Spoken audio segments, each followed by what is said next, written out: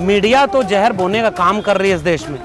Media बुलबुल पर और चीता पर डिबेट करा रही है। भूख से मर रहे, नौकरी छूट रही, शिक्षा बिक रही, रोजगार खत्म हो रहा, महंगाई इतनी चरम पर है, मीडिया कितनी डिबेट उस पर कराती है। बिल्कुल बहुत अच्छा काम हो रहा है, लेकिन बहुत देर से हो रहा है, क्योंकि इस देश में नए नए लोगों का जो अवतार हुआ है, जैसे गोडसे का अगर इस देश में मंदिर बन सकता है, मोदी का मंदिर बन सकता है, तो योगी का मंदिर क्यों नहीं बने। लेकिन ये अजीब सी मानसिकता है। आप किसी को पूज रहे हैं, किसी के भक्त बन गए हैं, ये आपकी चॉइस है। संविधान, हमारा संविधान आपको ये भी मौका दे रहा है कि आप पूजिए, सबको पूजिए।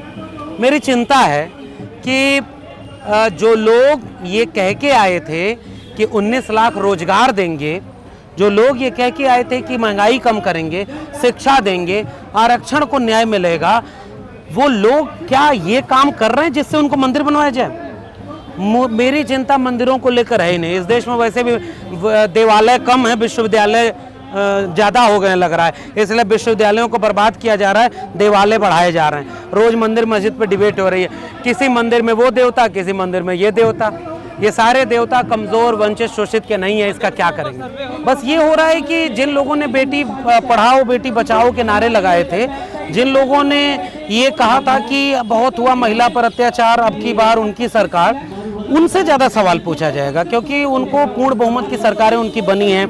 और जो भरोसा, जैसे मान लीजिए मैं कोई भरोसा दे करके यहाँ आऊँ कि मैं आपको इंटरव्यू दूंगा, लेकिन इंटरव्यू देने की बजाय मैं कोई और काम करने लगूँ, मैं अपना प्रचार करने लगूँ या कोई भी विषयांतर बात बोलूँ, आप कोई सवाल मुझसे पूछें, मैं जवाब अपने मन का दूँ, इसका मतलब ये कि मैं अपनी जिम्मेदारी नहीं निभा रहा। जिन लोगों ने जनतंत्र में जिस बात को कह करके वोट मांगा था, ये तो जवाब उनको देना चाहिए। एक तो ये राजनीतिक दल, और दूसरी बात कि सरकारें अगर अपराधियों के पक्ष में खड़े होकर, सरकार का काम क्या होता है, चुनी हुई सरकारों का काम ये होता है कि गुनहगार को सजा मिले, जिनके साथ गुनाह हुआ है उनको न्याय मिले।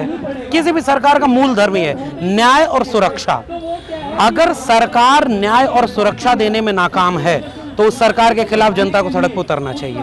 अगर सरकार अपराधियों के साथ खड़ी हो जाए तो उस सरकार को तो अविलंब गिरा देना चाहिए। एक तो ये पक्ष है।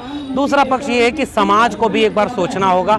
बलात्कार करना, बलात्कारी, हिंसक, हत्यारे लोग, ये एक मानसिकता है, और इस देश में कहीं अगर हिंसा, नफरत, हत्या, इस प्रवृत्ति को तो नहीं कहीं बढ़ावा दिया जा रहा है। कमजोर मारा जाए और ताकतवर के हिंसा को भी लेजिटिमाइज किया जाए कि ये तो हमारे लोग हैं, इनको हम फूल माला पहनाएंगे।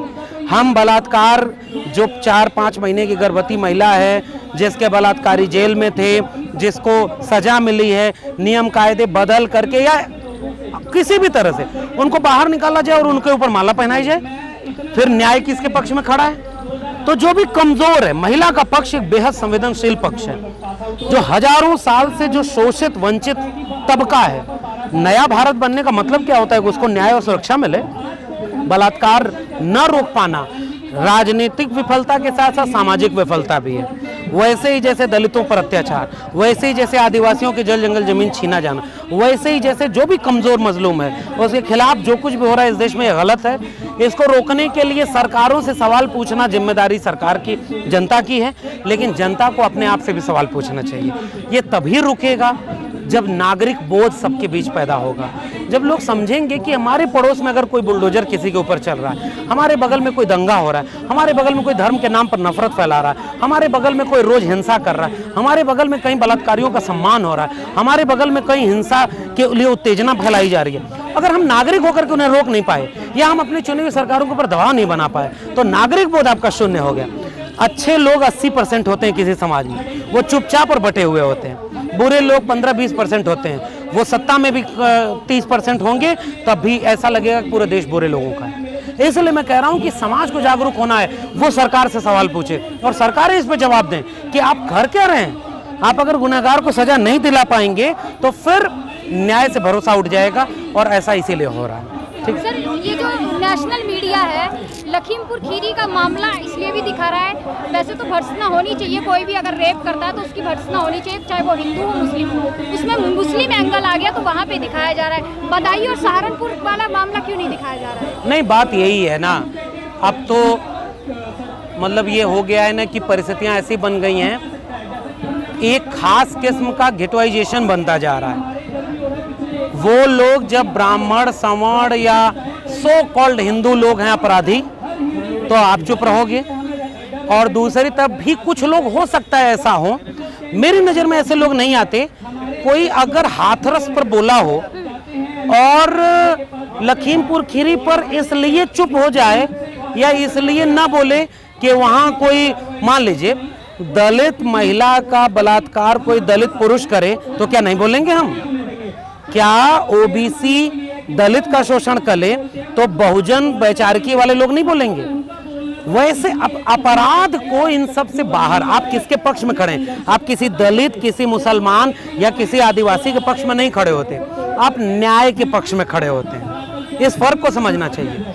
हम किसी मुसलमान के साथ इसलिए नहीं खड़े होते कि उसके साथ गलत हो रहा है, हम गलत के खिलाफ और सच के साथ खड़े होना चाहते हैं। और जब ये मानसिकता आएगी तो अपराधी की जाति, धर्म, भाषा नहीं देखा जाएगा। नंबर एक बात, ऐसा जो भी कर रहा है वो जाहिल है, वो जुल्म के साथ खड़ा है, नंबर एक बात। नंबर दो बात, कई बार वोकल हो जाते हैं लोग, वो तो खोजते हैं पूरे टाइम। अरे इस देश में क्या हुआ, मस्जिद के सामने नारा लगाया गया, पूरे देश ने वीडियो देखी, मुसलमानों को गाली देना, उनके घरों पर पत्थर मारना, उस पर कितनी डिबेट हुई, और एक पत्थर उधर से आया तो उस पर भी डिबेट होगी। तो जाहिल लोग जहालत तो खोजते हैं, और वो आपको तब तक उकसाएंगे कि उधर से कोई जवाब ना आए, और उधर भी अगर ऐसे लोग हैं तो दोनों तरफ से कट्टरता, हिंसा, नफरत ये सब बढ़ेगी। और इसलिए लोग इसको एंजॉय कर रहे हैं। वो कह रहे हैं तुम अब क्यों नहीं बोल रहे, अब क्यों नहीं बोल रहे? भाई हमारा बोलना न्याय के पक्ष में बोलना है, और अन्याय जिसके लिए हुआ हम उसके हर जगह साथ खड़े हैं। जो गरीब, कमजोर, मजलूम है, जिसके ऊपर हिंसा का शिकार हुआ है जो, हम उसके साथ खड़े हैं। ये हमारा पक्ष है। मीडिया तो जहर बोने का काम कर रही है इस देश में। मीडिया बुलबुल पर और चीता पर डिबेट करा रही है। भूख से मर रहे, नौकरी छूट रही, शिक्षा बिक रही, रोजगार खत्म हो रहा, महंगाई इतनी चरम पर है, मीडिया कितनी डिबेट उस पर कराती है। इसलिए मैं मीडिया के बिकने, सरकारों के सब कुछ बेचने और लोकतांत्रिक संस्थाओं के बर्बाद होने से इतना परेशान नहीं हूँ। बतौर नागरिक मैं इसलिए परेशान हूँ कि इस मुल्क के बहुसंख्यक आवाम अपने सामने यह सब कुछ होता हुआ देख कर चुप है, तो फिर आप इसको फिर एंजॉय करें। लेकिन ओवरऑल पूरी डिबेट को हो सकता है इसमें एक बात ये हो कि जिनके आसपास होता है ना, किसानों का विकास करना था, लेकिन किसानों को समझ में नहीं आ रहा है कि हमारा विकास क्या हो रहा है, किसान आंदोलन कर रहे हैं। छात्रों, शिक्षकों को लग रहा है कि ये जो नई शिक्षा नीति है ये हमारे पक्ष में नहीं है, लेकिन फिर भी हम आरोपित कर देंगे। हो सकता है वैसा कुछ उनके साथ हुआ हो। असली मुद्दों से ध्यान भटकाना है। इसमें जो कमज़ोर है, गरीब है, वो सबसे पहले मारा जाएगा। आप जाइए, सबसे पहले कोरोना में नौकरी किसकी छूटी? किसके घर के बच्चों की फीस नहीं जमा हो रही है? किसके घर में महंगाई का असर सबसे ज़्यादा हो रहा है? किसके घर में रोटी कम बनने लगी?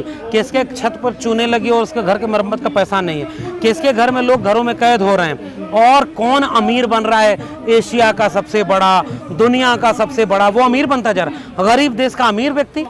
तो ये असली डिबेट यहाँ है। और ये जो सब कुछ बर्बाद किया जा रहा है, ध्यान भटकाने के लिए बहुत कुछ किया जाता है, अपने एजेंडे पर वो काम कर रहे हैं। अब देखिए ना, ये जो घर ढा रहे हैं, ये सारा काम हो रहा है।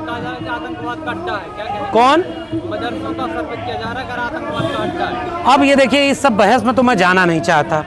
मदरसे आतंकवाद का अड्डा है, और जो पता नहीं कौन सा सांस्कृतिक संगठन है उसके लोग पकड़े गए पीएफआई से जोड़ करके और पाकिस्तान को जासूसी कर रहे थे। वो उनकी जात बिरादरी, उनके संगठन के थे। वो कल को कहने लगे कि आप किसके अड्डे हो, किसका संगठन बैन हुआ है। अरे बैन कर दो, इस देश के मुसलमानों को भगा दो, सबका वोटिंग राइट छीन लो, मदरसों को बंद कर दो। मदरसों की चिंता वाले नई शिक्षा नीति लाके स्कूल क्यों बर्बाद कर रहे हैं? मेरी तो ये भी चिंता है। एक न्यायप्रिय अगर प्रणाली है, और न्यायप्रिय प्रणाली में अगर ये भरोसा दिखे कि कुछ अच्छा करने के लिए कर रहे हो, तो किसान विरोध नहीं करेगा, छात्र नई शिक्षा नीति का विरोध नहीं करेगा, वो विरोध नहीं करेंगे। तुम्हारी नीयत में ही खोट है। तुम हिंदू मुस्लिम करा करके इस पूरे देश में ऐसा करना चाह रहे हो कि हिंदुओं के बीच, सो कॉल्ड हिंदुओं के बीच कोई समस्या है नहीं, सारी समस्या मुसलमानों के बीच है। और इस देश के बहुसंख्यक लोगों को ये समझ में आ रहा है कि पेट्रोल 100 रुपया लीटर भरवा लेंगे, 200 रुपया लीटर सरसों का तेल भर लेंगे, अपने बच्चे का शिक्षा बर्बाद हो जाएगी, नौकरी बर्बाद हो जाएगी, तो भी कोई दिक्कत नहीं। मुसलमानों को ये ठीक कर रहे हैं, हम उस पर उनको वोट देंगे। ये जो है आरक्षण खत्म कर रहे हैं, ये इस पर वोट देंगे। जनता अगर इसमें खुश है तो क्या करेंगे भाई साहब? ये मेरा कहना है। बहुत शुक्रिया। खबरों में बने रहने के लिए फोरम 4 को सब्सक्राइब करें और नोटिफिकेशन पाने के लिए बेल आइकन दबाएं।